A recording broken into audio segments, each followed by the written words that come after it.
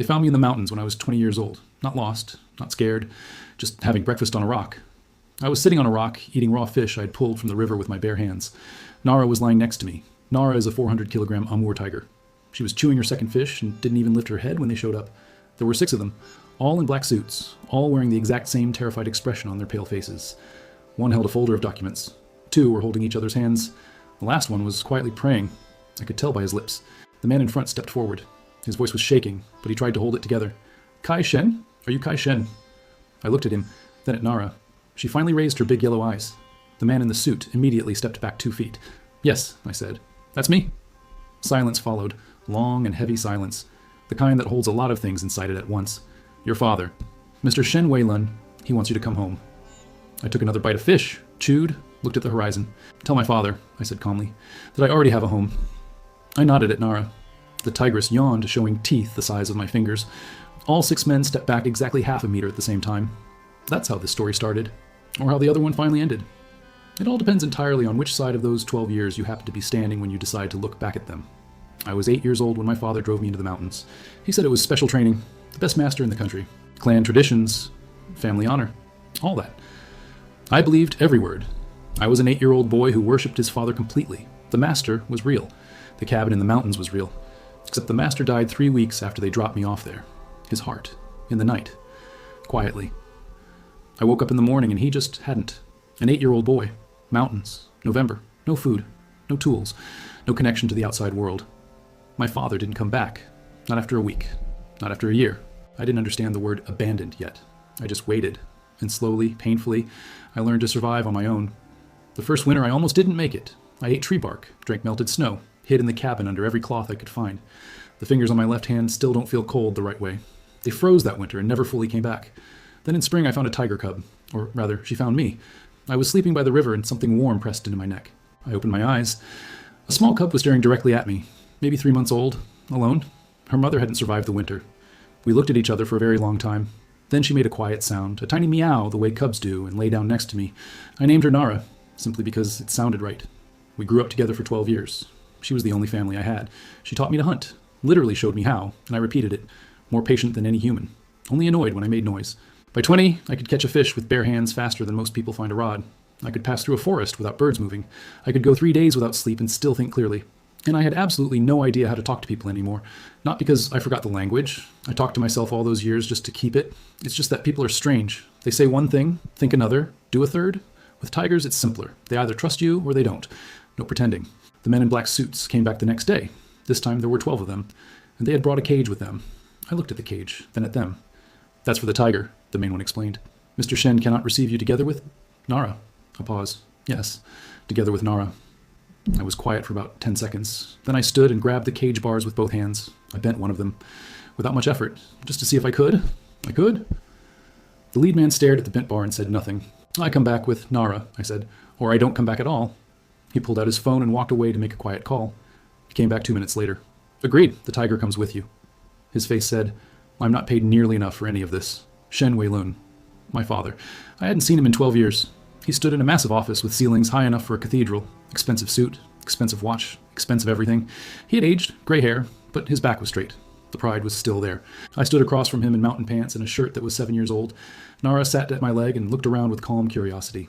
The guards along the wall stood so still that some of them seemed to have stopped breathing entirely. Nobody wanted to move first. My father looked at me for a long time. I looked at him. You've grown, he finally said. I said yes. Long pause after that. I'm glad you came back, son. And I felt something strange move in my chest. Something frozen for 12 years starting to thaw. I almost said I'm glad too. Almost. But 12 years in the mountains teaches you to hear more than just the words themselves. And I heard something in his voice that didn't match. Too smooth, too precise. I'm glad, said just a little too fast to be real. Nara tensed slightly beside me. She felt it too. Why did you bring me back? I asked directly. No softening, just the question. My father blinked, the first real reaction of the whole conversation. You're my son. I was your son 12 years ago. You didn't come. The silence in the office got very dense after that. There were circumstances. What circumstances? He was quiet. Then he sat down.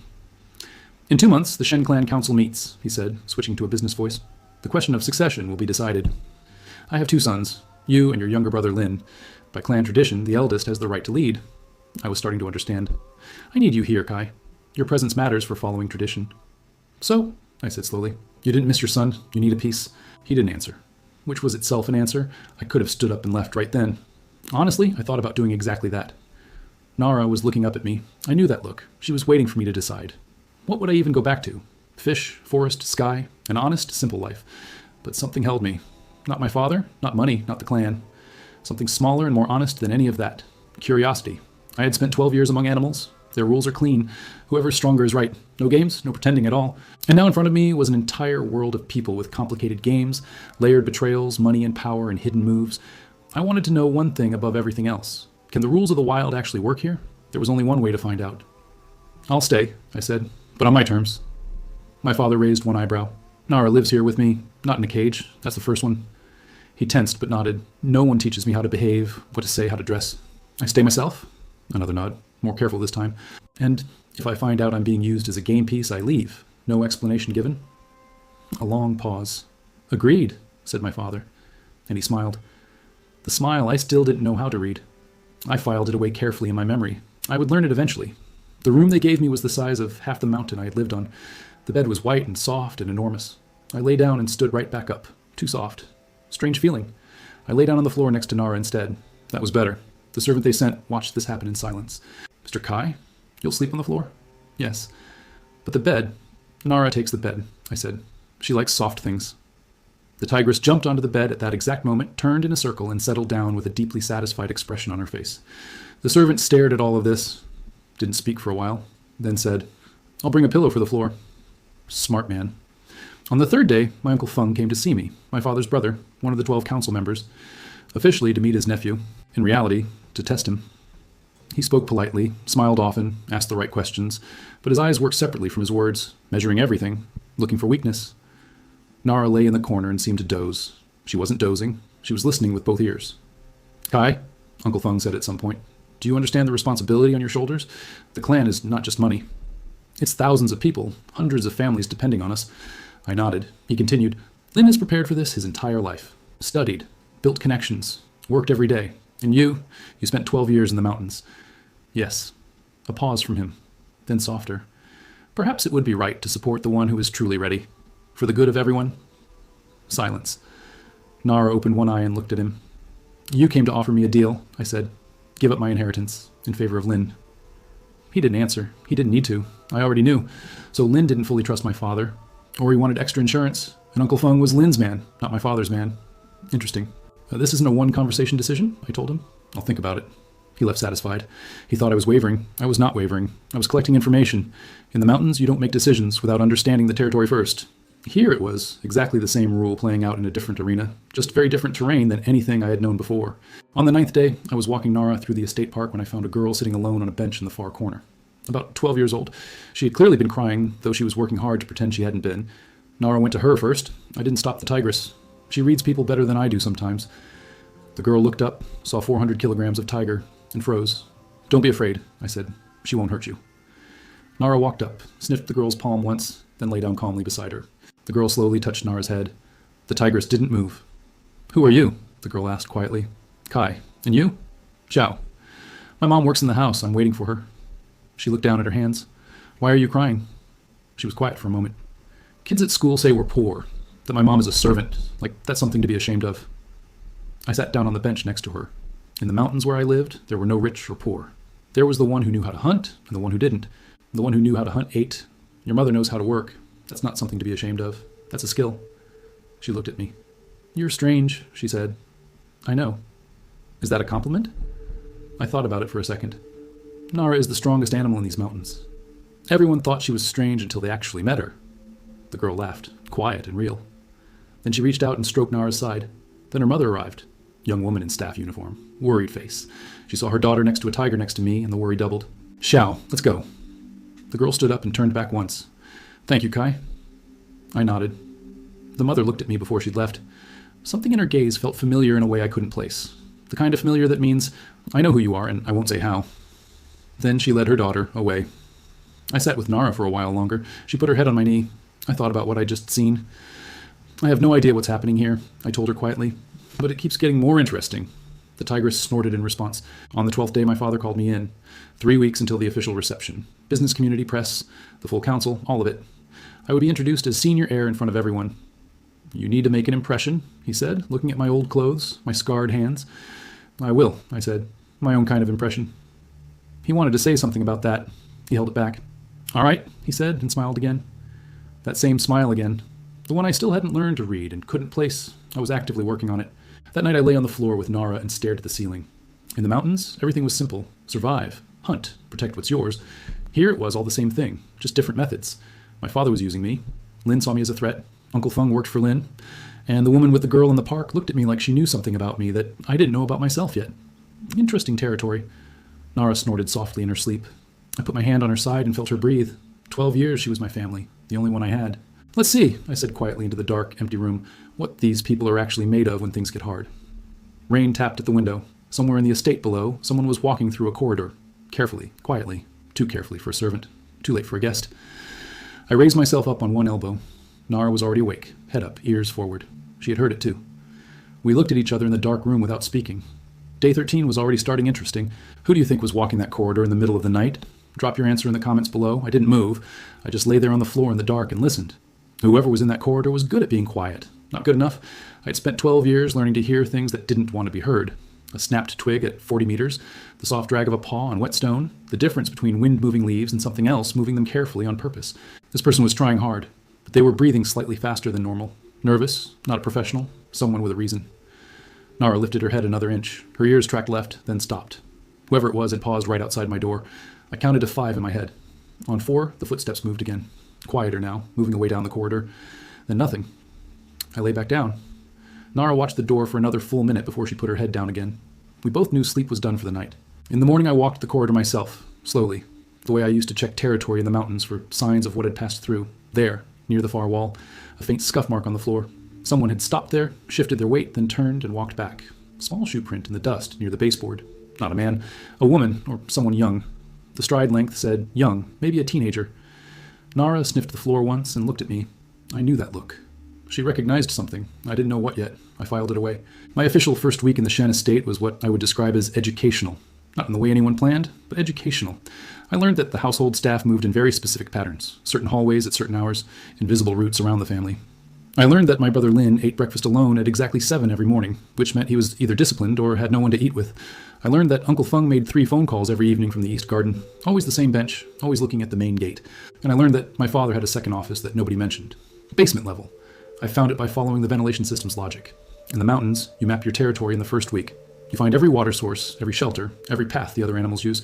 Here it was the same instinct, just applied to marble floors and hidden staircases instead of rock and pine. The skills transferred perfectly. On the second Monday, my father's assistant came to my room with a schedule, meetings, briefings, something called stakeholder introductions. I looked at the schedule. It was completely full from 8 in the morning until 9 at night. Every slot had a name and a purpose. Mr. Shen thought you might want to begin getting familiar with the business operations, the assistant said carefully. His name was Dao. I handed the schedule back to him. Tell my father I'll be familiar with the business when I decide to be. Dao blinked, twice, then nodded. He came back an hour later with a revised schedule. 1 meeting, 10 in the morning, my father's main conference room, just 1. I appreciated that he understood without needing it explained twice. I showed up to the meeting at exactly 10 o'clock sharp. The conference room had 14 people in it, all of them older than me, all of them watching me walk in with expressions I was starting to recognize. There were 3 types, the ones calculating what I was worth to them, the ones deciding if I was a threat, the ones just genuinely curious. Nara walked in behind me and the room went very quiet in a very specific way. The kind of quiet that means everyone stopped breathing at once. I sat down at the empty chair across from my father. Nara sat beside me. I looked around the table and waited to see who would speak first. It was a test. Everything in this world seemed to be a test of some kind. I had started to find it almost entertaining. My father introduced me briefly. Senior son, returned, will be observing operations in preparation for the council meeting, standard language. Then he opened the floor. A man named Director Hao started talking about quarterly projections, numbers, charts, a presentation on the wall screen. I listened. Not to the numbers at first, to the way people listened to the numbers. Who looked at their phones, who watched my father's face, who watched Lynn. My brother was at the far end of the table, completely still, expression neutral, but his right hand was flat on the table, pressed down, just slightly. The way you press your hand down when you want to keep it from doing something else. Tension, controlled. He didn't want me in this room, not because I was a threat to the numbers on the screen, because my presence changed the math of everything else. After 40 minutes, Director Hao finished. My father looked at me. Any questions, Kai? The room waited, 14 people holding their breath. Yes, I said. Why is the northern property development 3 months behind schedule according to slide 4, but slide 9 shows it on time? The room went very quiet again, a different kind of quiet this time. Director Howe's expression shifted by about 2 millimeters. There was a revision to the reporting period, he said smoothly. The timeline was recalibrated after the third quarter assessment. I looked at him. Which means someone changed the numbers, not the schedule. More quiet. My father's expression gave absolutely nothing away. Director Howe smiled the smile of a man who had been doing this for 30 years and was not particularly worried about a 20-year-old. It means the reporting framework was updated to reflect current realities, he said. The people at the table who worked for him nodded along. I nodded too. I'd like to see the original project timeline, the one from before the recalibration. I said it the way you'd ask for water. Casual. Like it was nothing. Like I hadn't just called a senior director a liar in front of 14 people and my father simultaneously. Director Howe looked at my father. My father looked at me. Something moved through his eyes that I still couldn't fully read. But it was there. Of course, my father said. Dow will arrange it. And that was that. The meeting moved on. But the room temperature had changed slightly. After the meeting, Lynn caught up with me in the hallway outside. He fell into step beside me naturally, like we'd done it 1,000 times. That was interesting, he said. Not angry. Genuinely interested. Where did you see the discrepancy? I've looked at those slides 20 times. Slide 4 used project days. Slide 9 used business days. Different starting assumptions. Lynn was quiet for a moment. Then he smiled. Not the calculated smile from breakfast. A real one. Quick and gone. Nobody caught that, he said. Not in 3 review cycles. I shrugged. In the mountains, when 2 things don't match, usually something is hiding between them. Lynn looked at me sideways as we walked. You're not what I expected, he said. I looked at him. What did you expect? He thought about it honestly. Someone easier to manage. I almost laughed. Almost. And now? He considered it. Now I'm not sure yet. We walked in silence for another few seconds. Then he turned off. I watched him go. The tension in his shoulders was different from this morning. Still there, but recalibrated, like Director Howe's timeline. Nara pressed against my leg as we stood there. I put my hand on her head. My brother was smart. That made him more interesting and more dangerous, both at the same time. The best kind of opponent, honestly. In the wild, a smart opponent keeps you sharp. A stupid one just gets you killed. That evening I went to the East Garden to think. The bench where Uncle Feng made his calls was empty. I sat down on it and looked at the gate. From here, you had a clear line of sight to the main entrance, the side entrance, and part of the driveway. Whoever sat here could watch arrivals. Uncle Feng wasn't watching the gate for aesthetics. He was watching to know who came and went without asking anyone directly. Smart positioning. I was still sitting there when Li Mei found me, my assigned social adaptation teacher who I had turned into an intelligence source instead. She sat down on the far end of the bench with the practiced ease of someone who had learned not to startle the tiger sitting nearby. You've been here 3 hours, she said. I've been watching you not move. I was thinking. About what? Architecture, I said. She looked at me, then at the specific sight lines from the bench, then back at me. She was quick. I had noticed that in our first meeting. You figured out why Feng sits here, she said. Not a question. I nodded. She looked at the gate for a moment. He's been doing it for years. Who does he report to? She was quiet for a few seconds, deciding something. That's the question everyone pretends not to ask, she said, because the answer makes certain people uncomfortable. Tell me anyway. She looked at her hands. There's a competing faction in the clan. Not Lynn, older than Lynn. A group of council members who would rather see the clan split into separate entities than stay under one leadership. Feng has been quietly feeding them information for a long time. Your father knows about it. He's let it continue because the alternative is worse. I thought about that. He keeps the enemy close and informed just enough to feel in control. Li Mei nodded. You understand it quickly. It's not complicated, I said. It's what the old wolf does when a younger pack challenges him. Give them enough to feel satisfied. Not enough to win. She looked at me with an expression I was starting to recognize. The one that meant she'd expected something simple and gotten something else. Your father has been playing this game for 40 years, she said quietly. He's very good at it. I know, I said. That's what worries me. We sat there for another few minutes without talking. The main gate opened once, a delivery van. Ordinary. But I noted the time anyway. Can I ask you something? Li Mei said. You've already started, I pointed out. She smiled at that. An actual smile, not the professional one. Why did you agree to stay? You could have said no. You could have gone back to the mountains. I don't think your father could have forced you. I was quiet for a moment. Nara had stretched out on the path in front of us and was watching a moth navigate the garden light with full attention. In 12 years in the mountains, I learned everything the place had to teach me, I said. I knew every stone, every animal, every season. There was nothing left to figure out. I looked at the gate, then at the main house. This place is different. I don't know anything here yet. That bothers most people, she said, not knowing. It bothered me for the first 3 years in the mountains, I said. Then I got curious. She nodded slowly like something had clicked into place. We sat there until the garden lights came on automatically and the moth disappeared. The reception was in 11 days. My father mentioned it every time we were in the same room, which I understood was not accidental. He was building pressure, the way a river builds against a dam before flood season, testing to see if the structure held or if there were cracks. I had learned something about pressure in the mountains. It wasn't the pressure that broke things. It was the wrong response to pressure that did. On the 5th day, someone left something outside my door. I found it in the morning. A small folded piece of paper. No envelope. Just folded twice. Inside, written in small and very careful handwriting, Director Howe has a separate account. The Northern Project money went somewhere else. Be careful. No signature. The handwriting looked deliberate, like someone trying not to write the way they normally write. Which itself told me something. This wasn't someone who did things like this regularly. This was someone who had decided to do it once, carefully, because they thought it mattered. I folded the paper back up and put it in my pocket. Then I sat with it for a while. In the mountains, unexpected gifts are either useful or traps. In my experience, unexpected gifts in unfamiliar territory are useful and dangerous at the same time. Usually both at once. I didn't mention it to my father, or to Lee May. I went looking for Director Howe's original project files myself, the ones my father had said Dow would arrange. Dow had arranged them. 3 thick folders sitting on a desk in a small room near the administrative wing, waiting patiently for me to arrive. I sat down with the folders and went through them the way Nara goes through new territory. Methodically. Everything checked. Nothing assumed. The numbers in the original files didn't match the presentation. Not just the timeline, the budget allocations were different too, significantly. About 40 million yuan had moved between reporting periods, shifted across project categories in a way that looked like normal reallocation, unless you put the original and revised files next to each other and traced each line item individually, which apparently nobody had done before me. I sat back. 40 million. That was not a small adjustment. That was someone making a deliberate decision about where money went and who saw it. Nara was lying under the desk with her chin on my foot. She was either deeply asleep or very comfortable. Either way, she wasn't concerned. Nara had absolutely no opinion about 40 million yuan or where it had gone. I appreciated that perspective more than I expected to. I photographed the relevant pages with my phone and put the folders back exactly as I'd found them. Then I walked to the east garden again, not to sit on Feng's bench this time. I walked to the back wall of the garden where the old stone was thick and the cameras didn't quite reach. I stood there and thought about what I actually had. Evidence of financial discrepancy, an anonymous note, a director with smooth explanations, and a reception in 10 days where I would be introduced to everyone in this world as someone worth paying attention to. Timing mattered here. In the mountains, timing was everything. You don't confront a larger animal head-on at full strength. You wait for the right ground, the right moment. I went back inside and asked Dow to arrange a meeting with the clan's internal auditor. Just a casual conversation, getting familiar with operations. Dow's expression did the thing again where it didn't change, but slightly did. He said he would arrange it. I thanked him and went to find lunch. That afternoon, something happened that I hadn't planned for at all. Most of the important things seemed to work that way.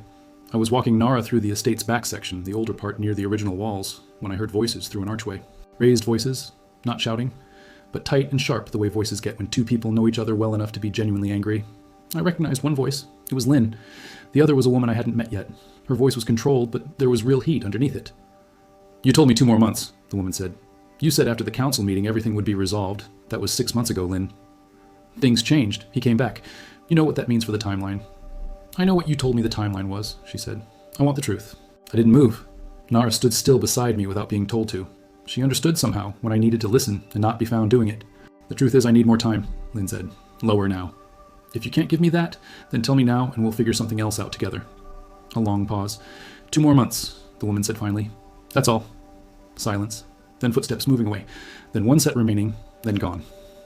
I waited another full minute after the last footstep before moving. Nara looked at me. I looked back at her. Someone had leverage on Lynn, or Lynn had leverage on her. Hard to tell from one overheard conversation. But it was something. Another piece of the territory I didn't know yet. I filed the whole conversation away in the part of my mind reserved for things that needed more information before becoming conclusions. Kept walking. That evening, Lee May came to my room with a different kind of energy than usual. She sat down and looked at me with something more direct. "The internal auditor declined the meeting," she said. "He told Dow he was too busy for the foreseeable future and would schedule at a later date." I nodded. "Who told Howe I'd requested the meeting?" She looked at her hands. "I don't know for certain, but Dow reports to your father's office." "And my father's office communicates with a lot of people," she finished. "Yes." Another silence. Nara walked over and sat between us. "Are you in danger?" Lee May asked, directly, which I appreciated. "I don't know yet," I said, equally direct. "Probably not physically." "Not physically is not the same as no," she pointed out. "No," I agreed, "it isn't." We both considered that for a moment. "The reception is in 9 days," she said. "Once you're introduced publicly, certain moves become more complicated for certain people to make. Because it creates attention," I said. "Exactly." Right now, you're private, manageable. After the reception, you become a public fact. I thought about that. In the mountains, open ground is dangerous when you're not the largest thing on it, but it changes the rules for everyone. Tell me about the people who will be at this reception, I said, specifically the ones who have direct interests in the succession question. Li Mei pulled out a small notebook from her jacket pocket. I noticed she'd brought it prepared. She had already been thinking about this. Good. She went through 12 names. I listened to all of them, but I listened more carefully to the way she talked about them than to the names themselves. There is always more information in how someone describes a person than in what they say about them. The pauses, the word choices, the slight shifts. 3 of the 12 she described with particular precision, more detail than the others, names of their assistants, specific preferences and habits. Those 3 she knew well enough to have watched carefully herself for reasons of her own, which meant those 3 were connected to something else. You know these 3 personally, I said, pointing to the names she'd written. She stopped, looked at me, then at the notebook. My father worked for one of them, she said after a moment. Before. She didn't say what before meant. She didn't need to. I understood. That's why my father assigned you to me, I said. Not to teach me etiquette, to watch what I do with information about certain people. Li Mei was quiet for a long time, long enough that Nara put her head on the woman's knee, which Nara only did with people she had decided to trust. Yes, she said finally. That's why. She looked down at Nara's head on her knee and then back at me. I thought you should know. I looked at her for a moment. Why are you telling me? Another pause. Because you're not what he told me you would be, she said simply. We sat with that for a while. Outside, the estate grounds had gone dark except for the path lights. Somewhere a door closed on a distant floor.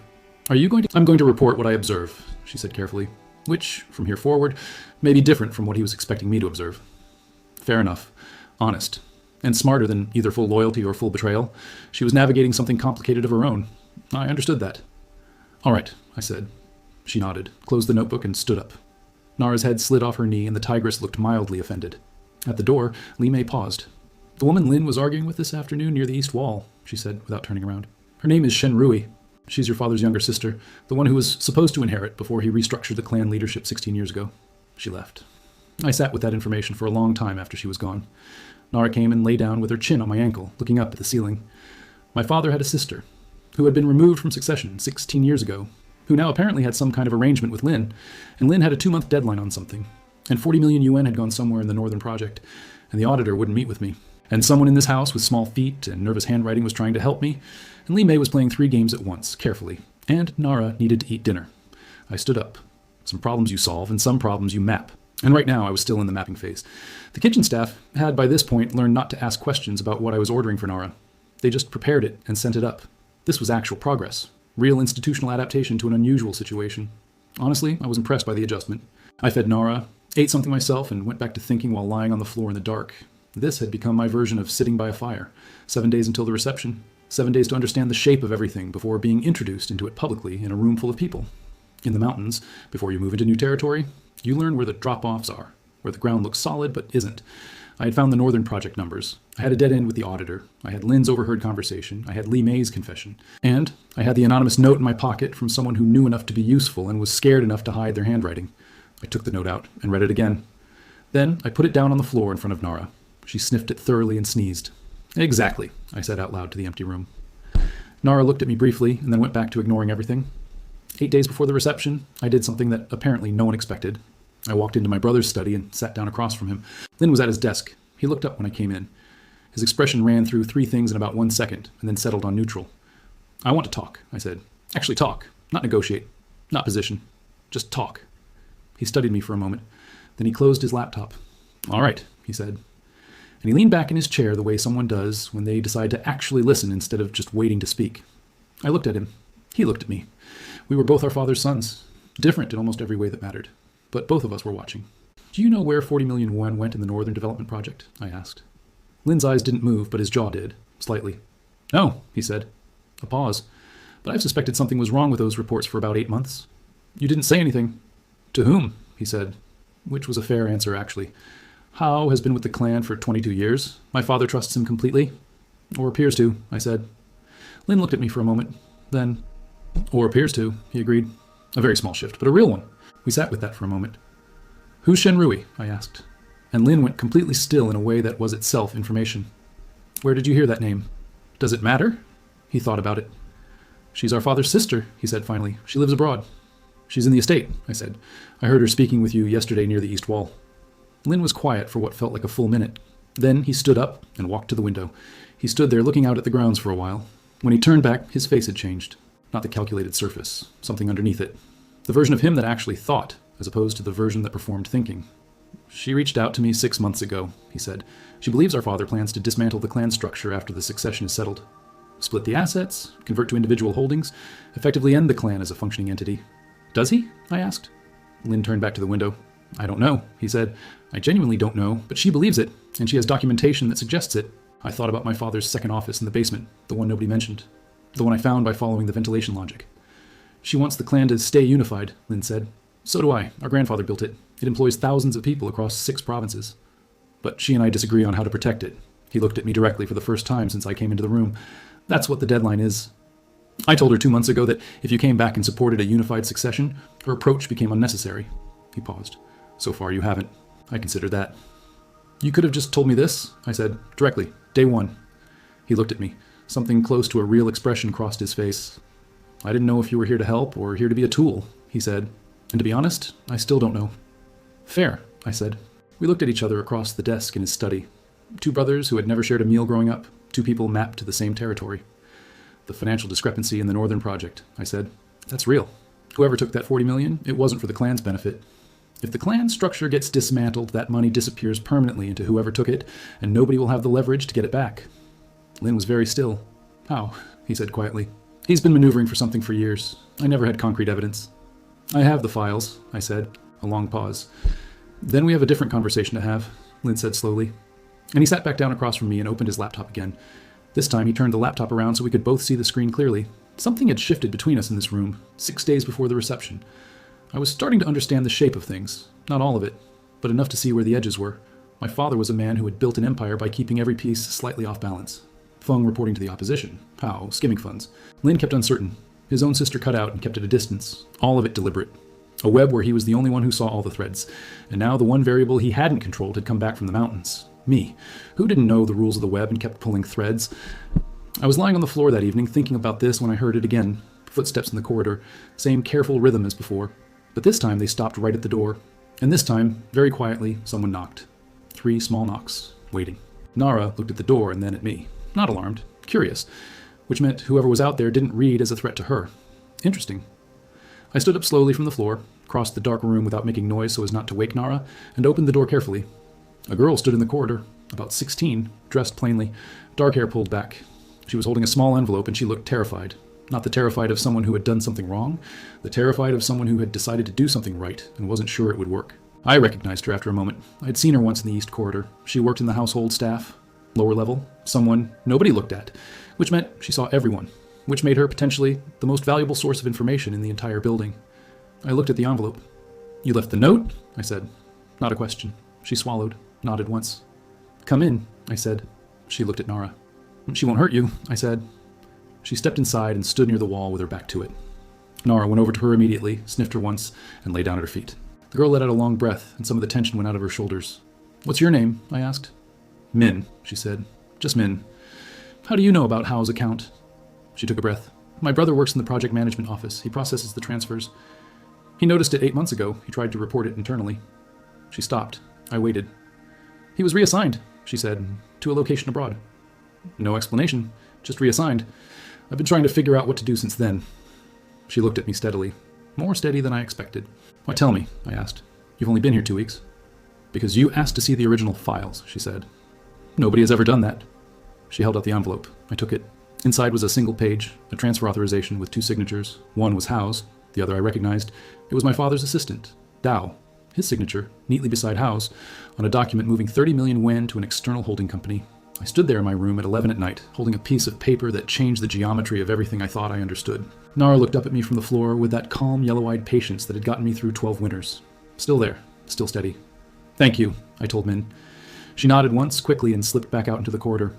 I heard her footsteps disappear quietly into the dark. 5 days before the reception. Everything I thought I knew had just shifted by about 40 degrees. Good. 40 degrees is survivable. It's the shifts you don't see coming that end things. The ones you see, you can navigate. I sat back down on the floor with a paper in my hands. Dao, my father's assistant. The man who arranged every meeting, every file, every schedule in this building. who reported everything to everyone, including apparently directly authorizing the movement of 30 million yuan out of a project that my father supposedly controlled entirely. There were two possibilities. Either Dao was operating independently, which seemed unlikely given the access required, or my father knew, or, third option, always consider the third option. Someone had Dao's signature and was using it without his knowledge. Forgery was not impossible. In the mountains, when you find a track that doesn't make sense, you don't decide what made it. You find more tracks first, then you decide. I had 5 days. The reception would put me in a room with everyone. After that, certain moves became harder for certain people, which meant the next 5 days were when those moves were most likely to happen. Before I became a public fact, that complicated everyone's plans. I put the paper in the same pocket as the first note. Lay back down on the floor. Nara put her chin on my chest and looked at my face. I know, I told her quietly in the dark room. The paper sat in my pocket and I could feel the weight of it. Me too. Outside the window, somewhere on the estate grounds, a night bird called once and then was quiet. The kind of quiet that means something moved, not wind. Something that knew it wasn't supposed to be there and went still. I listened for another few minutes. Nothing else. Then silence. 5 days is enough time if you know what you're doing. And at this point, I thought I was beginning to understand the territory well enough. Beginning. Not completely. In the mountains, overconfidence at the wrong moment cost you everything. I was not about to forget that rule here. I closed my eyes. Nara breathed steadily on my chest. Tomorrow, I was going to have a very specific conversation with a very specific person. Someone who had Dao's signature on a document, who thought nobody had seen it, and who had a reception coming in 5 days where they expected to win. They were about to find out that the one variable they hadn't controlled had spent 2 weeks paying very close attention to everything. What do you think Kai does next with what he knows? Drop your answer in the comments below. I read every single one. 4 days before the reception, I woke up at 5 in the morning and lay still for exactly 3 minutes before getting up. This was a habit from the mountains. 3 minutes of stillness after waking. Listen to what the world sounds like before you become part of it. The estate was quiet, not the quiet of nothing happening. The quiet of things happening slowly enough that most people couldn't hear them. I could hear them if I was still enough and paying attention. That had always been the point of those 3 minutes. Nara was already awake, sitting upright near the window, watching something in the courtyard below with the specific focus she used for real things. I went to the window and looked down. A black car was parked near the east service entrance. Engine off, no driver visible. Just sitting there. It hadn't been there at midnight. I had checked at midnight, which meant it arrived between midnight and 5 when the main gate cameras reset. I noted the car, the time, the angle of it. Got dressed. Fed Nara her morning portion, then went looking for Dao. I found him in the administrative corridor at 7, carrying a stack of folders toward my father's office. He saw me coming and his pace didn't change. That was the tell. A normal person speeds up slightly when they see someone they've been thinking about. Dao maintained exactly the same pace, which meant he had decided in advance how he was going to behave if we crossed paths. He had rehearsed this. That takes preparation. That takes guilt. "Good morning, Dao," I said. He stopped, turned, smiled the efficient professional smile. "Good morning, Mr. Kai. How can I help you today?" I looked at him for a moment, just long enough to be slightly uncomfortable. "The internal auditor," I said. "I'd like to try scheduling again." "Of course," he said smoothly. "I'll reach out to his office and see what's available." He was already turning back toward my father's door. "One more thing," I said. He stopped again. "The transfer authorization for the Northern project. The one moving funds to the external holding company." Something moved through Dao's face, very fast. Gone before it finished arriving. "I'm not familiar with that specific document," he said. "You signed it," I said, pleasantly, the way you'd mentioned the weather. "Your signature is on the authorization alongside Director Howe's." A pause, not a long pause, a very precisely measured pause. "There are many documents I sign in the course of operations," he said carefully. "I'd need to see the specific item you're referring to give you an accurate response." He was good. 20 years of practice, probably. "Of course," I said. "I'll have a copy sent to your office." Another measured pause. Then he nodded and walked through my father's door. I stood in the corridor for a moment. Nara was sitting 3 feet behind me and had been watching the whole exchange with professional interest. "He went straight to my father," I said to her, "before he does anything else." She looked at the closed door and back at me. Agreement. I had about 2 hours before whatever Dao told my father reached the next stage. 2 hours was enough if I used them correctly. I left Dao's corridor and went to find Lynn before anyone who'd seen that exchange had time to make a phone call about it. He was where he was every morning, alone at breakfast at exactly 7. I sat down across from him without being invited. He looked up. "Dao is going to my father right now," I said quietly, "to tell him I have the transfer document." Lynn set down his cup. "How long have you had it?" "Since 2 nights ago." He nodded slowly. "Then we have less time than I thought." 2 hours, maybe." Lynn looked at the table for a moment, then at me directly. "You came to me first," he said. Not quite a question, but close to one. "You said you've known something was wrong with the Northern project for 8 months," I said. "That means you have documentation of your own." He didn't deny it. "Some," he said. "Not enough on its own, but together with what you have?" "Together, it's a complete picture," I finished. He was quiet for a moment, then, What do you want to do with it? I looked at him. Not hide it. Not use it as leverage. Take it to someone clean. Is there anyone clean in the council? I asked. Lynn thought about that seriously, which I respected. He wasn't pretending the answer was easy. One, he said finally. Elder Shen. He's 78, no financial interests in the active projects. He retired from operations 6 years ago. He still has council voting rights, I said. Lynn nodded. He was close to grandfather. He doesn't play the current games. He's just old and careful. Can you get him here in 2 hours? Lynn was already reaching for his phone. He lives 40 minutes away, he said. If he agrees to come? He made the call while I watched. Brief, respectful. 2 pauses where he listened. Then he set the phone down. He'll be here in an hour. I nodded. One more thing. Shen, your aunt. Where is she right now? Lynn's expression shifted by a fraction. She's been staying in the guest annex. She needs to be part of this conversation, I said. Lynn studied me. You understand that bringing her in changes what this looks like to our father? Yes, I said. It looks like we know what he's been doing, which is accurate. Long pause. Then Lynn stood up and picked up his phone again. I watched him make the second call. His voice was different this time, quieter, more careful. The call of someone navigating old and complicated ground. He set the phone down. She'll come. He looked at me. You're moving very fast for someone who's been here less than 3 weeks. In the mountains, I said, slow is how you get caught. Fast is how you set the terms. He looked at me for a moment, then he picked up his cup. I'll have Dow's copy of the authorization pulled from the system archives, he said, before he has a chance to flag it for deletion. Can you do that without triggering alerts? I've been learning the system for 10 years, he said. Yes, I can do that. We sat there for a moment in the quiet breakfast room. 2 brothers who had never had breakfast together before in their lives. Strange territory. Why do you care about the clan? I asked him, genuinely. You could take your share in a restructure and live well anywhere. Why fight to keep it together? Lynn was quiet for a moment, not performing consideration. Actually considering. Grandfather built it from a single transport company in 1971, he said. He worked 20-hour days for 15 years. He built something that supported 3,000 families across 6 provinces. He paused. When I was 12, he took me to one of the manufacturing facilities, showed me the workers, said, these people trusted us with their lives. He said if we ever forgot that, we deserved to lose everything. He looked at me. I haven't forgotten it. I looked back at him. I believed him. All right, I said. I stood up. 1 hour. I'll bring what I have. You pull the archive copy, bring Shen and keep Dao away from the annex. Understood, Lynn said. And he moved with the speed of someone who had been waiting for a moment to move in and finally had one. Nara and I went back to my room. I retrieved Min's document from the place I'd hidden it, which was inside the lining of my old mountain rucksack. Nobody searches mountain rucksacks in a house like this. There's an assumption that anything worthwhile would be in something more expensive. Another useful gap between the way I thought about things and the way the people in this house thought about things. I was collecting those.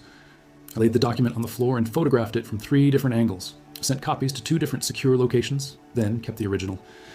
Nara watched this process with great patience and then went to lie on the bed, which was technically her bed at this point, by established household custom. I sat for 10 minutes and thought about my father. This was necessary. Understanding the person on the other side of what you're doing matters. My father had built this empire. He had also dismantled a fair amount of it quietly over the last decade, moving assets into structures only he controlled. He had kept Feng reporting to the opposition to create the illusion of a divided clan that needed his specific management to hold together.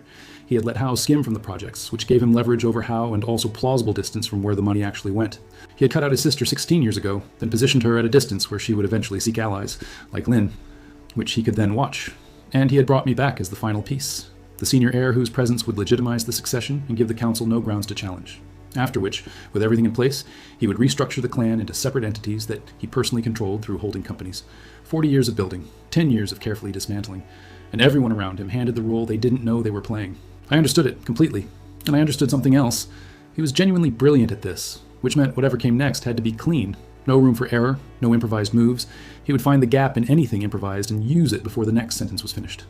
I stood up, picked up the document. Let's go, I told Nara. She slid off the bed with the dignified ease of someone who had never been in a hurry.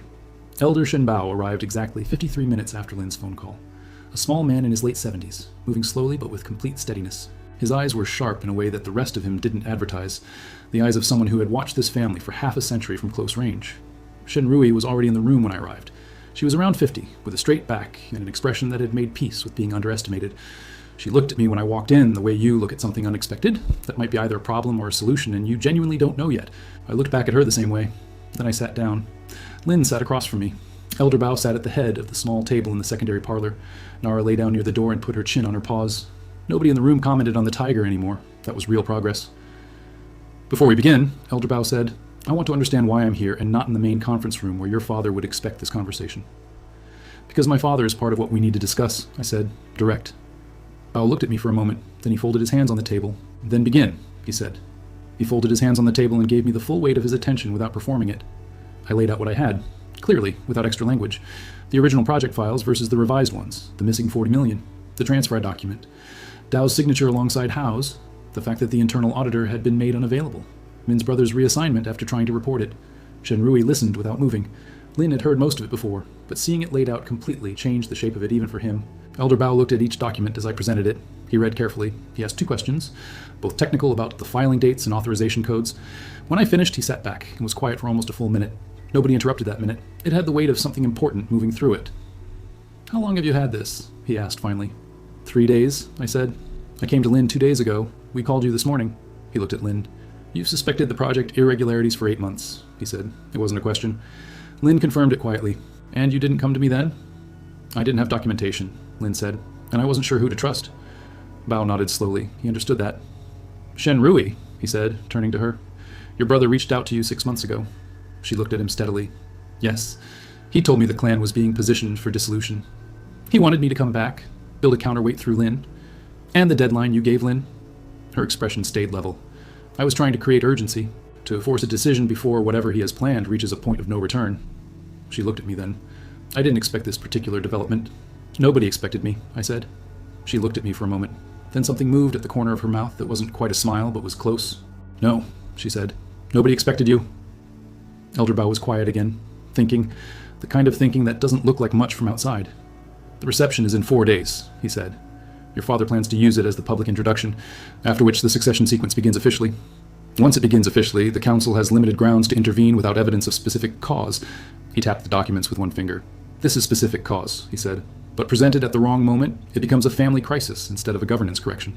The difference between those two things, Shen said quietly, is about 30 years of damage to every business relationship the clan has. Yes, Bao agreed. He looked at each of us. So the question is not whether to bring this forward. The question is exactly how and exactly when. Lynn leaned forward. Before the reception. Privately.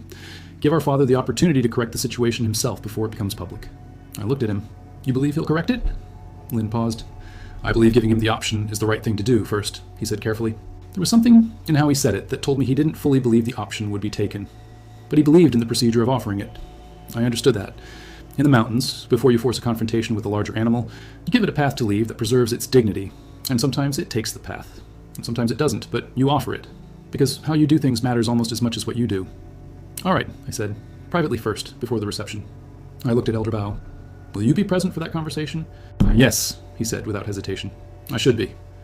He stood up slowly, steadying himself with one hand on the table. This afternoon. Give me time to prepare. He looked at me before leaving. You've been here less than 3 weeks, he said.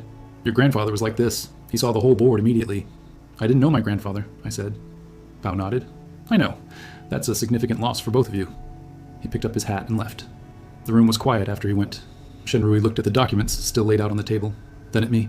You're not what I expected either, she said. Everyone keeps saying that, I said. She looked at me steadily. What were you expecting? I asked. She considered it honestly. A complication, she said. Something your father could maneuver. An unknown variable with no understanding of how this world works. And instead, she said slowly, you understand exactly how it works. You just learned it from a completely different angle than everyone else in this room. She paused. That makes you harder to predict than anyone here has dealt with before, including your father. She stood up. That's not a small thing, Kai. She left. Lynn and I were alone in the room with Nara. My brother sat back in his chair and rubbed his face with both hands, just once, then stopped. This afternoon, he said. Our father, Elder Bao, the two of us, and whatever he decides to say. He looked at me. Are you ready for that?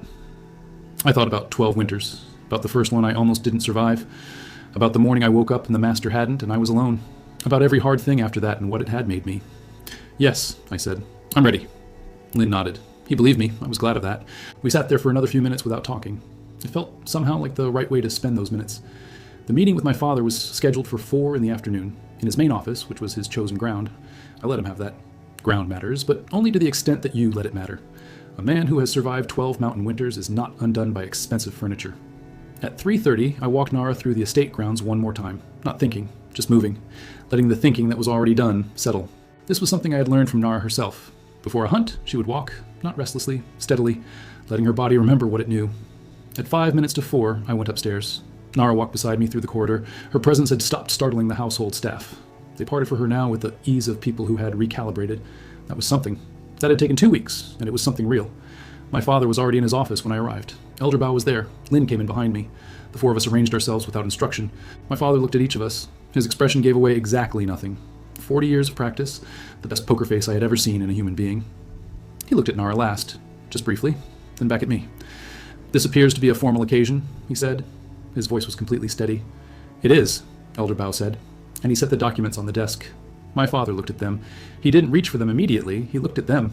That pause told me something. A man who was genuinely surprised would have reached for them. A man who had been expecting something like this would pause. He paused. Then he picked up the first document and read it. Then the second. He read every page. He didn't rush. We waited. Nobody spoke. When he finished, he set them down on the desk with the same care he had picked them up with. He looked at Elder Bao. "Bao," he said. "A greeting." "Weilund?" Bao replied. The tone of two men who had known each other for 50 years and were now on opposite sides of something specific. My father looked at Lynn, then at me. His expression remained completely controlled, but something moved behind it that I was finally learning to read. Not guilt, not fear. Something more complicated than either.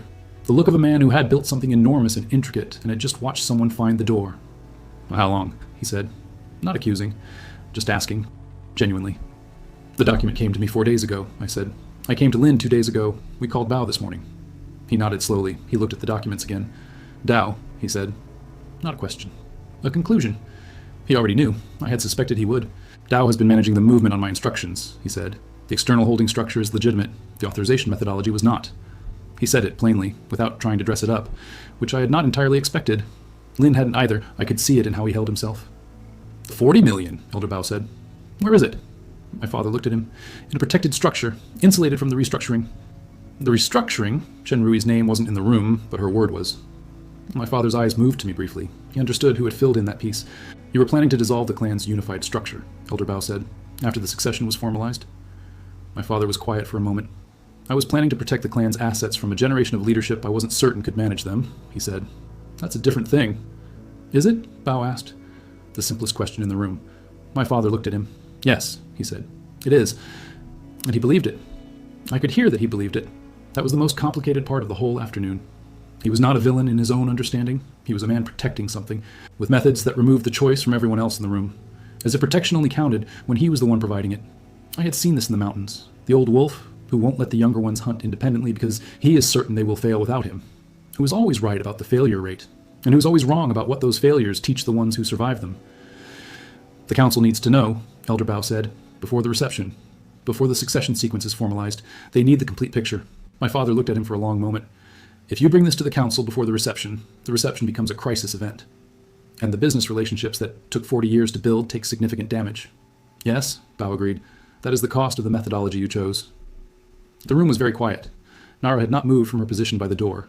She was watching my father with the steady attention she gave to things she hadn't decided about yet. My father looked at her for a moment, then at me. Something shifted in his face. The first real shift of the entire conversation. "You've been here 3 weeks," he said. "You found what nobody found in 8 months?" He paused. "Your grandfather would have liked you." Elder Bao said something similar, I said.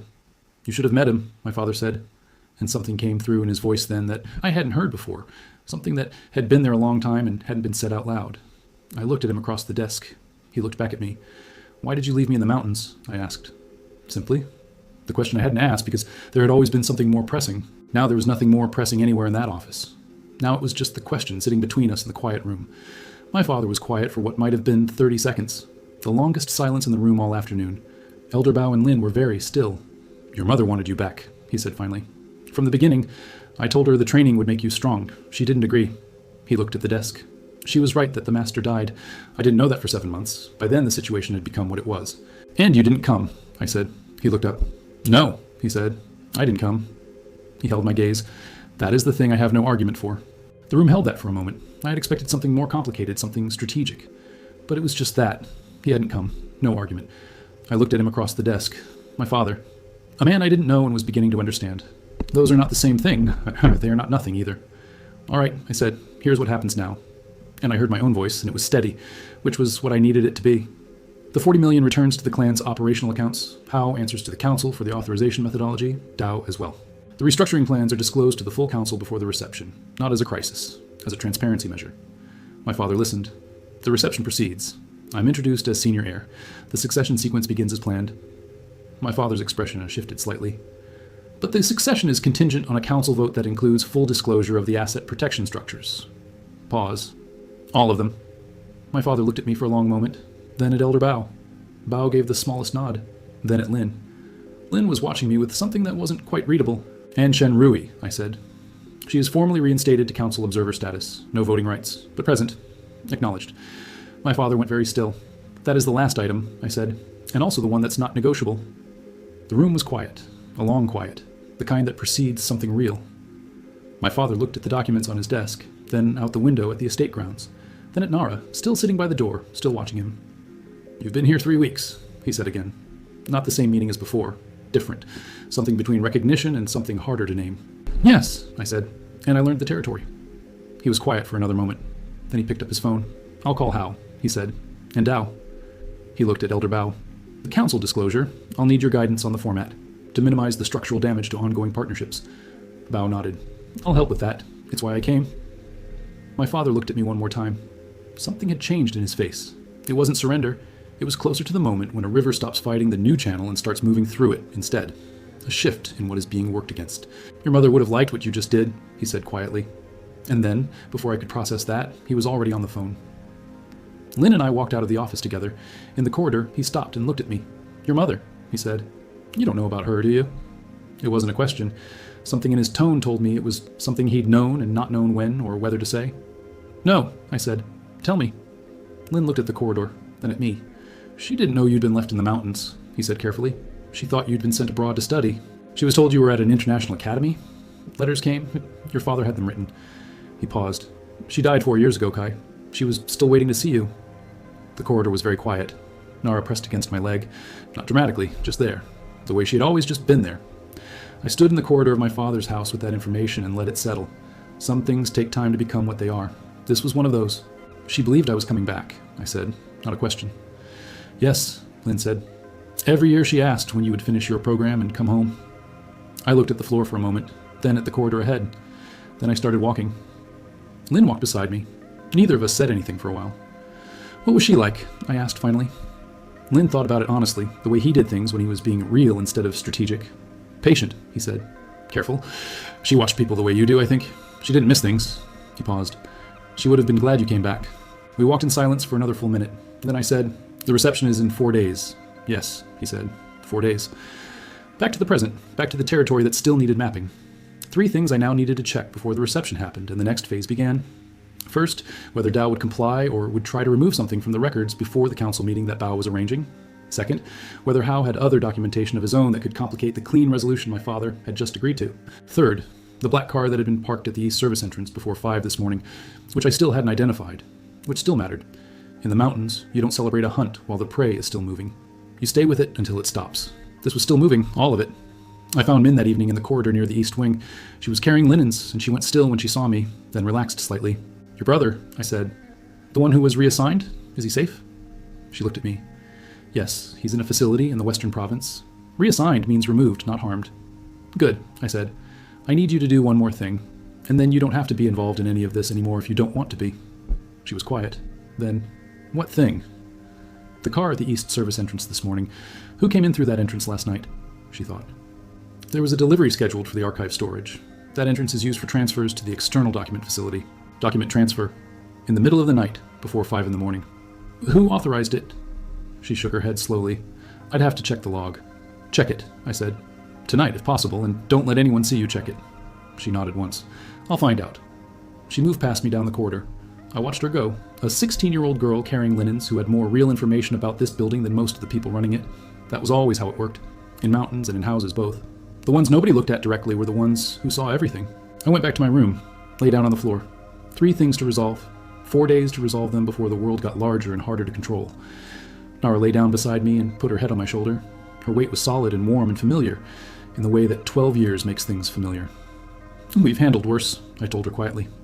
She made the low sound she made when she agreed, but also thought I was slightly understating things. She was probably right about that, and she knew it, and so did I, which was exactly why I appreciated her company so much. Outside, somewhere on the estate grounds, the night settled in around the old stone walls. 4 days. The territory was almost fully mapped. What I did with that map in the next 4 days would determine everything that came after. No pressure, just everything. I closed my eyes. The mountain silence that I had carried inside me for 12 years was still there, underneath everything, still steady. That quiet inside me, built over 12 years of stone and cold and survival, was still there underneath everything. That was enough. Think Kai finds what he needs before the reception? Or is something about to go wrong? Drop your guess in the comments. Min found me the next morning at 6:15.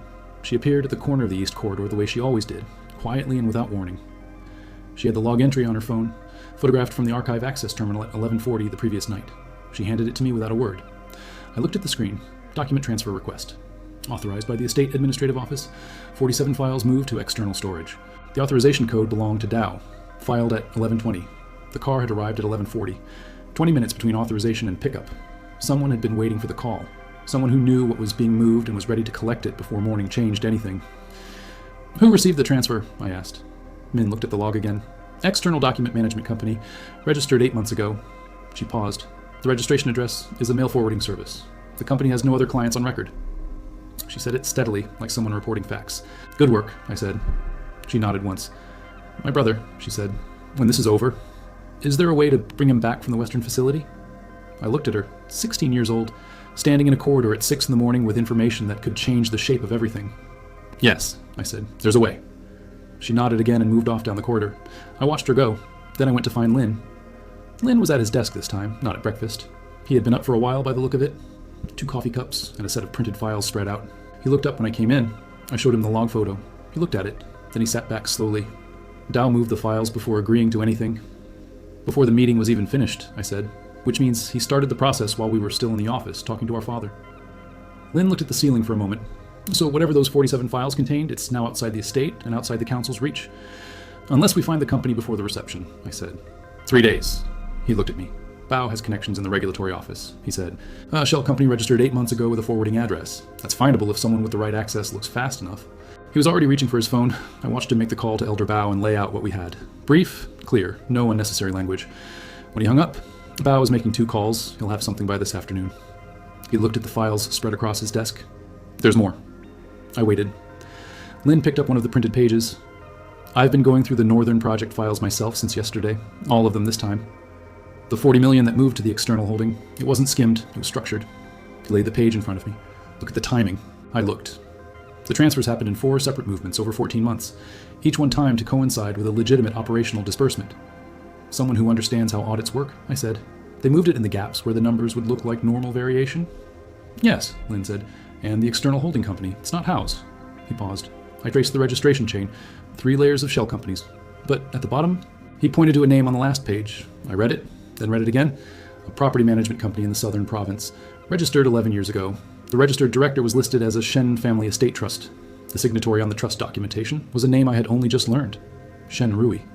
I stood very still for a moment, reading the name twice to be certain. Nara, lying under Lynn's desk, raised her head and looked at me. She's been building this for 11 years, Lynn said quietly. Not 6 months. 11. He didn't sound angry. He sounded tired and careful. She reached out to you 6 months ago, I said slowly, after my father brought me back. She knew bringing me back changed the succession math. She needed an ally before the council meeting, Lynn said. I thought she was trying to protect the clan from dissolution. He paused. And she is, in a way. She wants to protect the parts of it that belong to her. The 40 million is the start of a parallel structure. If the clan dissolves, she has assets already in place. If it doesn't dissolve, she uses the assets as leverage for reinstatement. He looked at me. Either way she wins, I said, unless someone maps the whole structure before the reception. Lynn nodded. His expression was complicated. You liked her, I said. He didn't deny it. She's been wronged, he said. She was removed from succession by our father when she was 34. That's real. What she's been doing about it for 11 years is a different conversation. Yes, I said, it is. We sat with that for a moment. The situation had just added a dimension I hadn't mapped, which meant my map wasn't complete. I needed to update it. Where's she right now? I asked. Still in the guest annex, as far as I know, Lynn said. Dow told her the document review would take several days. Dow told her, I repeated. Lynn caught it immediately. He's been feeding her information, he said quietly. She's not a passive element here. No, I said. She's a very active one who has been running a parallel operation for 11 years, while presenting as a wronged outsider. I looked at the name on the page again. Shen Rui, someone who had seen everything her brother built and decided to build something of her own inside it. I almost admired it. Almost. We need to talk to her, I said, before Bao finds the registration chain and it becomes something she can't control. You want to give her the same option we gave our father, Lynn said. He understood immediately. Yes, he thought about it. All right. I went to the guest annex alone. Lynn offered to come. I said no. Some conversations work better without an audience. He understood that too. Shen Rui answered the door herself. She was dressed, composed, the same straight posture as yesterday. She looked at me, then past me at the empty corridor. No tiger, she said. She's with Lynn, I said. He's been feeding her breakfast scraps and now she follows him around when I'm not there. Something moved at the corner of her mouth. Come in, she said. The annex was a set of 3 rooms, clean, impersonal, the way guest spaces always are. She sat down across from me at the small table. She looked at my hands, at the way I was sitting, the way people do when they're reading the situation before it starts. You know, she said. Not a question. I looked at her steadily. About the southern province structure, yes. 11 years of it. The registration chain. She was quiet. Then something happened in her face that I hadn't seen before. Not the composed exterior. Something underneath it. Old and tired. How long have you known? She asked. Since this morning, I said. Lynn traced it last night. She nodded slowly. He's thorough, she said. Yes, I said. He is. She looked at her hands on the table, then at the window, then back at me. What are you going to do with it? She asked. That depends on what you do with it, I said. She looked at me. I'm listening, she said. And she was, fully, no performance in it. The 40 million came from clan assets, I said. It goes back. The external structure gets disclosed to the council. Full transparency. She was quiet for a moment. And then, I said, and then we deal with the actual problem, which is that my father removed you from succession 34 years ago without cause. She went very still. You believe it was without cause? Was it? I asked. She held my gaze. No, she said. There was no cause. He wanted control. He had a son. He didn't need a sister with equal claim. She said it plainly, no bitterness in the voice. Just the fact of it, stated clearly. Then that's what gets addressed, I said. At the council, as part of the full disclosure. The original succession decision reviewed openly. She looked at me for a long time. You're 20 years old, she said. You've been here 3 weeks. Yes, I said. She shook her head slowly. I spent 11 years building something I could use as a failsafe, she said, because I didn't believe anything in this family could be dealt with directly. And you walked in here after 3 weeks and dealt with it directly. She paused. How? Nara, I said. She blinked. The tiger? The tiger, I said. She looked at me with something genuinely confused. I don't understand, she said.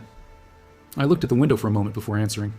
In the mountains, when there's a problem, you deal with the problem. No advantage building complicated when direct works. People in this house built complicated things because they stopped believing direct was possible, I said. I never learned to stop believing it. She was quiet for a long time. Outside, the estate grounds were visible through the window. Stone paths, old trees, the main house in the distance. The money, she said finally. It took 11 years to move it into position. Returning it means starting from nothing again. She paused. Returning it means starting from a legitimate position, I said, with a council that's been shown the full picture. That's not nothing. That's solid ground. She looked at me. Then she did something I hadn't expected. She laughed. Short, real, the laugh of someone who genuinely found something funny. Your grandfather used to say exactly that, she said. Solid ground is the only kind worth building on. He said it constantly. I had forgotten. We sat there in the impersonal guest annex for a few more minutes. Then she said, All right, I'll sign the disclosure documentation when it's ready. And the council review of the original succession decision? I asked. She looked at me. You'll actually push for that? I said I would, I said. She nodded once. The nod of someone deciding to trust something they weren't certain about, which was the honest version of trust, the only real version. I stood up to leave. At the door she said, Kai, I turned. Your mother used to visit me when I was still in the clan, she said, before I was removed. She was kind, genuinely kind, not the performed version. She paused. She talked about you constantly, even in the years when she thought you were abroad. I stood at the door for a moment with that. Then I nodded and walked back out into the corridor. Nara was waiting at the far end. She had escaped from Lynn. She walked up to me and pressed her head against my hand. I scratched behind her ears. The familiar weight of her, the warmth of it, still there.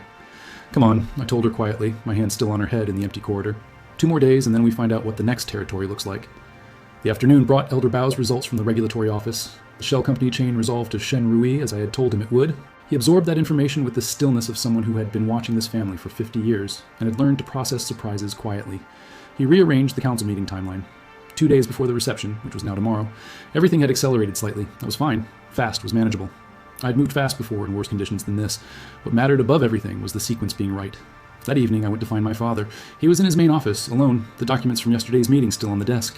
He looked up when I came in. He didn't seem surprised. He seemed like a man who had been waiting for a conversation without knowing exactly which one. Shen Rui, I said. He looked at me. I know, he said. Bao told me. He looked at the desk. 11 years, he said. More to himself than to me. She was thorough, I said. He nodded. She always was. A pause. She learned that from me, he said. The honesty of it was quiet and complete. The council review of her original removal, I said. I told her that would be part of the disclosure. My father looked at me steadily. That decision was made 40 years ago, he said. It was made for reasons that made sense within the context of what I was trying to build. It made sense to you, I said. It didn't make sense to her. The council should have been part of that decision originally. He was quiet. Yes, he said finally. It should have. 3 words. The weight of 40 years in them. He looked out the window. I'll support the review. I looked at him. Why? I asked.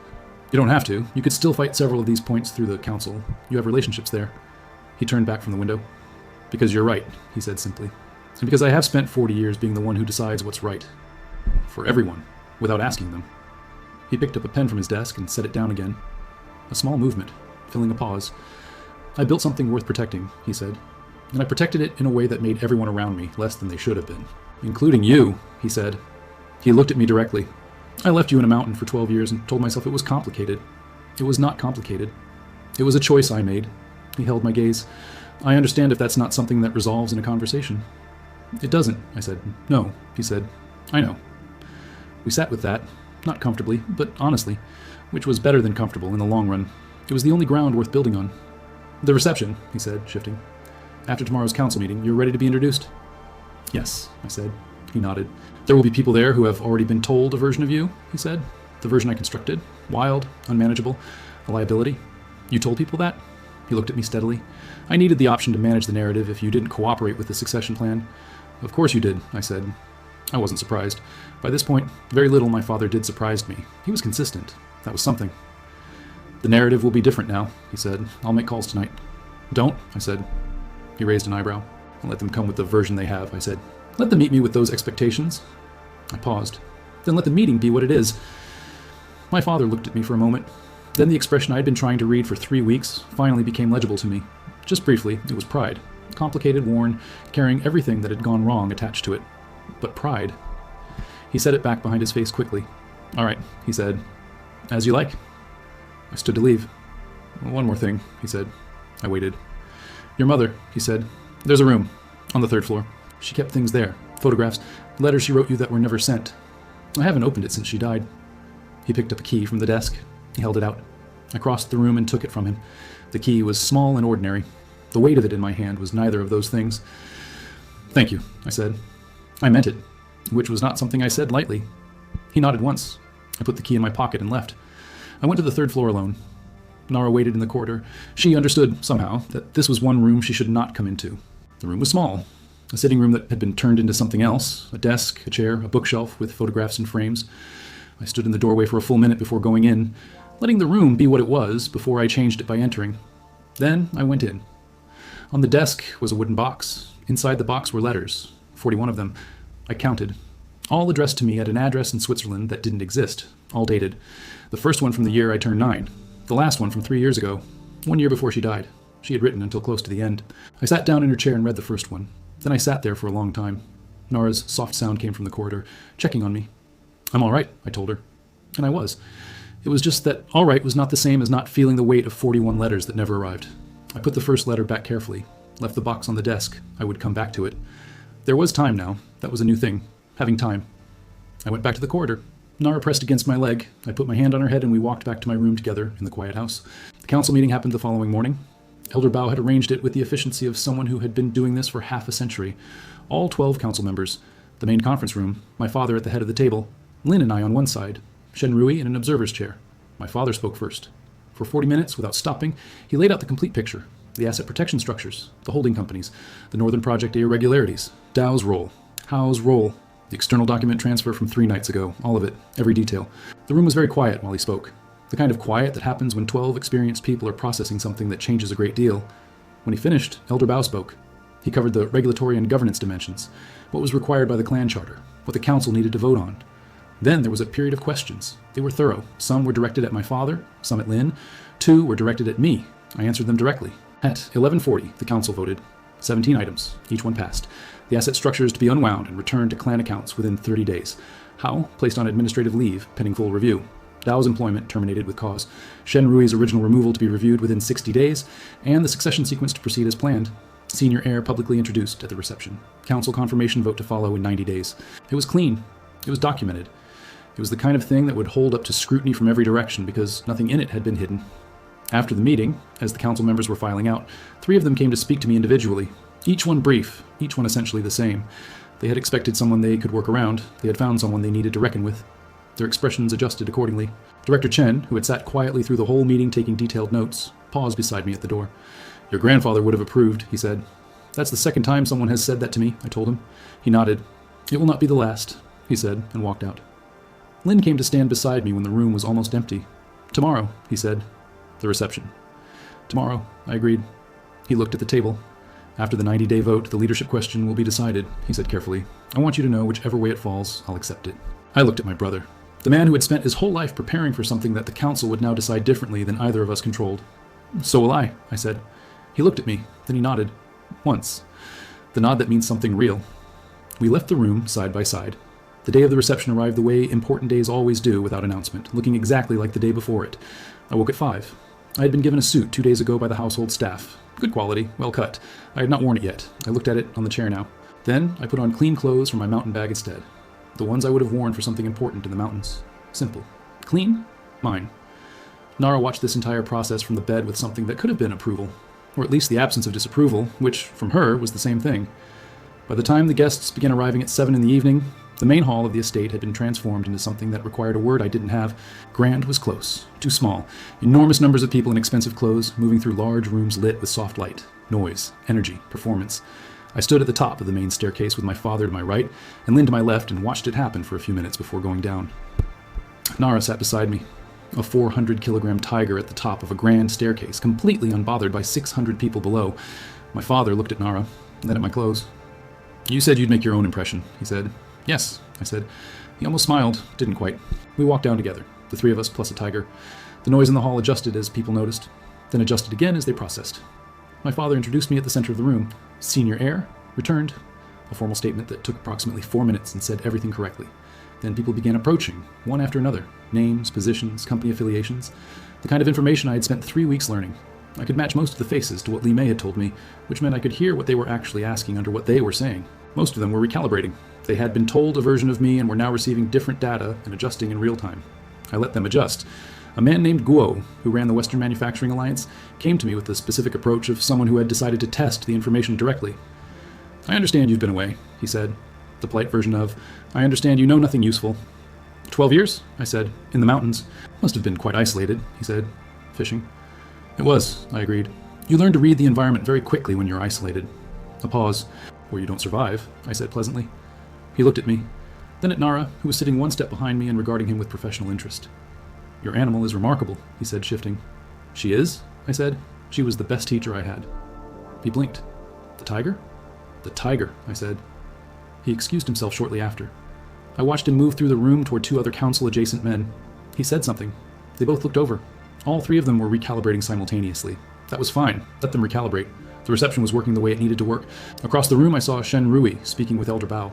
She was in a formal dress, standing straight, in the room she had been excluded from for decades. Bao said something. She nodded.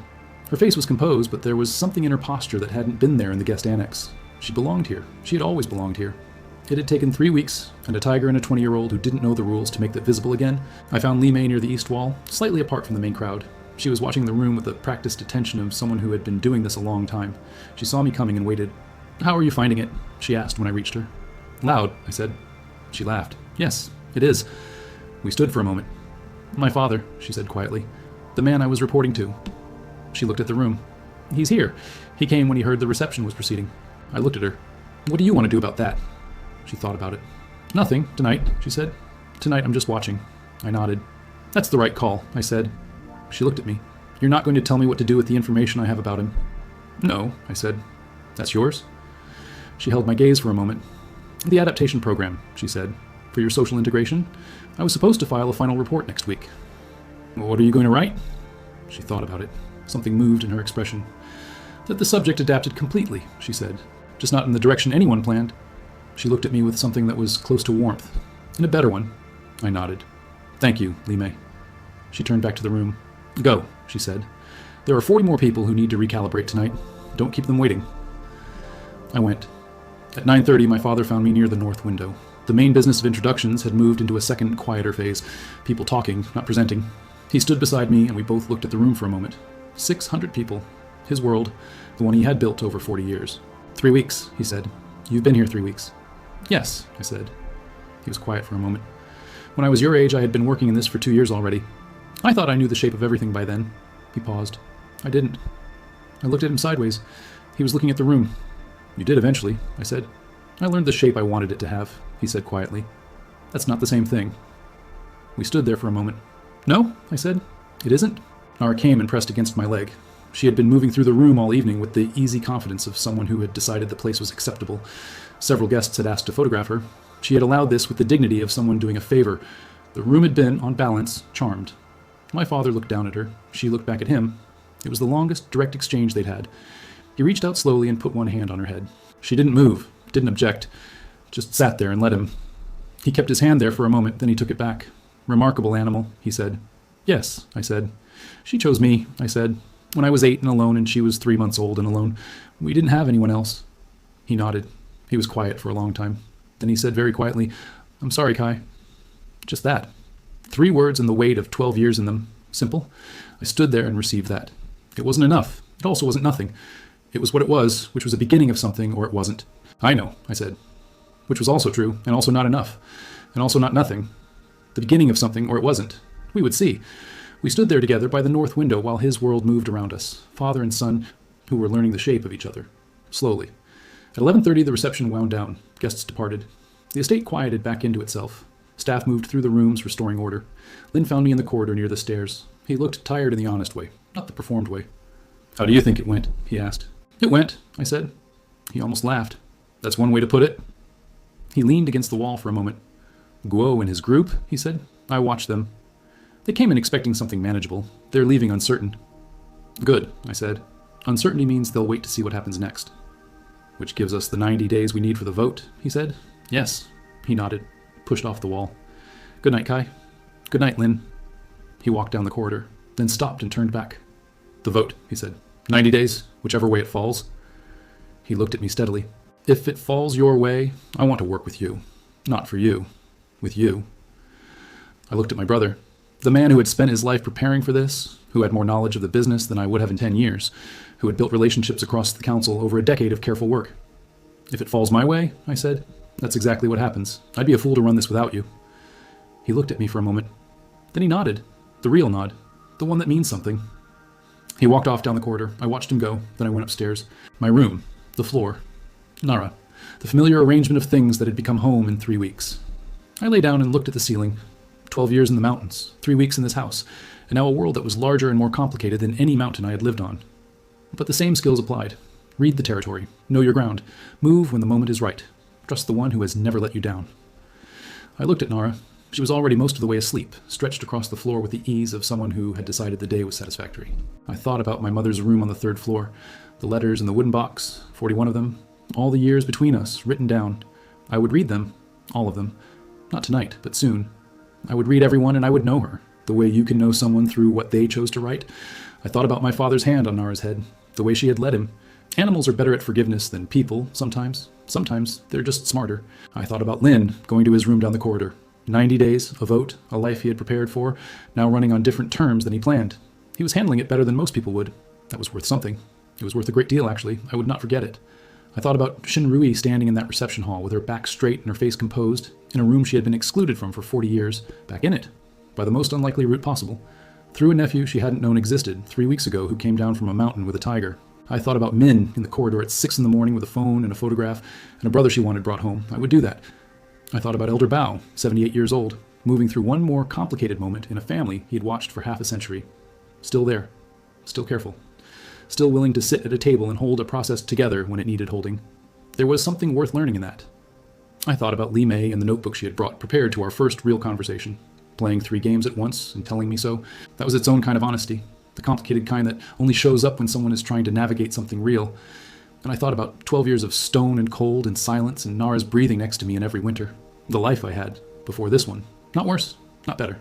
Just the one that made this one possible, the one that built in me whatever it was that had let me walk in here and see the board. Nara shifted in her sleep and pressed closer. 400 kilograms of the largest land predator in the world, pressing close for warmth. My family. The only one I'd had for 12 years. The one I was building something different with now. Both true at the same time. Both enough. I reached out and put my hand on her side. Felt her breathe, steady and deep, the way she had breathed beside me through every hard thing. We did all right, I told her quietly. She didn't wake, but her breathing shifted slightly, the small sound she made when she heard me and approved. Outside, the estate was quiet. The last lights going off in the rooms below, stone walls settling into the dark the way old things do, slowly. The 90 days would come, the vote would come, whatever came after that would come too. New territory, always new territory.